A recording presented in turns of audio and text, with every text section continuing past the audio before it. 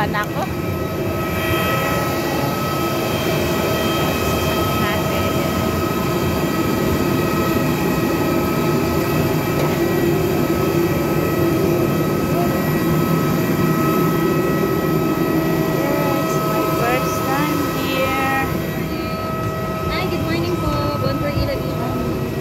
Saan po yung 19? 19 ma'am, straight ahead. Dito po. Nasa gitnang upuan kayo. Thank you. 45 ma'am, numbers on top. Number 19 kayo. Dito kayo tumingin sa number. Okay, thank you. Hi ma'am.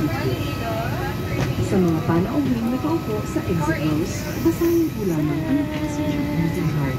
Kung sa inyong palagay ay hindi mag